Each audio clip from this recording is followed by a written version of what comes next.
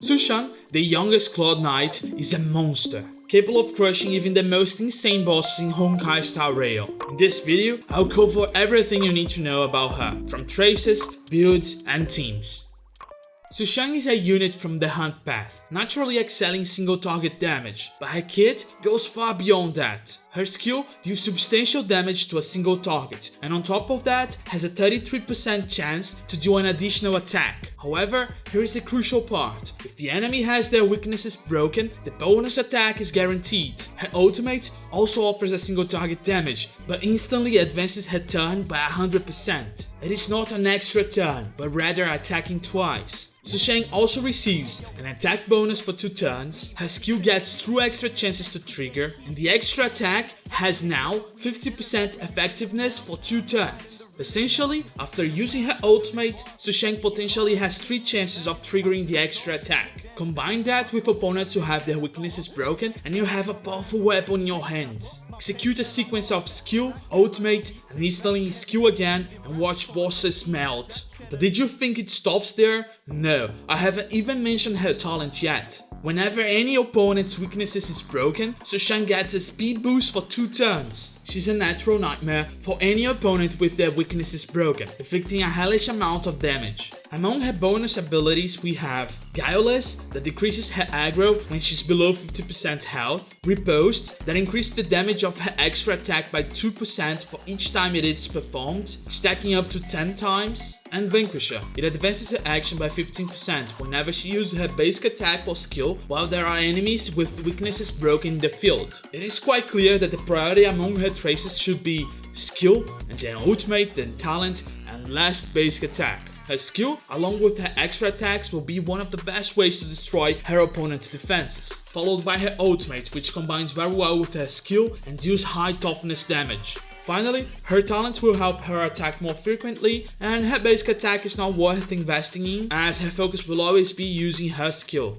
Let's quickly go through her Eidolons. At E1, you receive a skill point every time you use your skill on an enemy with weakness broken. This is a great buff, as like all the characters from the Hunt, Sushang is hungry for skill points. At E2, we have any damage taken reduced by 20% after using your extra attack. In my opinion, it is the worst Eidolon, since your focus will already be avoiding any damage altogether. E3 and E5 will increase the level of your traces. E4 increases Sushang's break effect by 40%, but it is important to explain that break effect increases the damage dealt when breaking a weakness, not how much toughness you decrease. Finally, at E6, her talent becomes stackable up to 2 times. In summary, except for E1, all Sushang's Eidolons are either weak or complete garbage, which is in a way is very positive for you, as you have a bulldozer without having to pull for copies.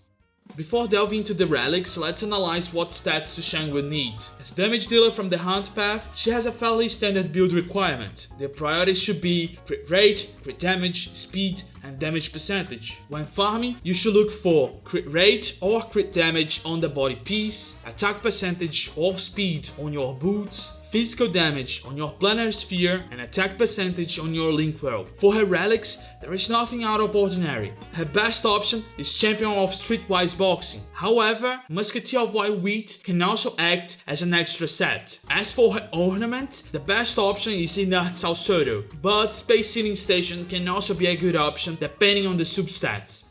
Unlike choosing your relics, selecting the right light cone for your build is way more complex. Undoubtedly, in the night is your best option, but being a 5-star light cone makes it difficult to justify in Sushang's build. The second best option is then cruising the Stellar Sea, which offers a good amount of crit rate and it is easy to achieve Supreme Position 5. Among the 4-star light cones, I believe your 2 best options are Swordplay, which increase the damage dealt by 8%, stacking up to 5 times for each attack you perform on the same enemy. This light cone will be very effective in the late game, where you'll face mostly bosses. Another good option is Subscribe for More, which increases the damage dealt by your skill by 24%, and if your ultimate is up, it increases by an additional 24%. Since you're constantly using your skill, you'll be enhancing one of your main sources of damage. Finally, let's talk about the teams where Sushang will shine. Before discussing the characters, it is essential to understand what traits we are looking for. Firstly, we need characters that use few skill points, since Sushang will consume a lot of them.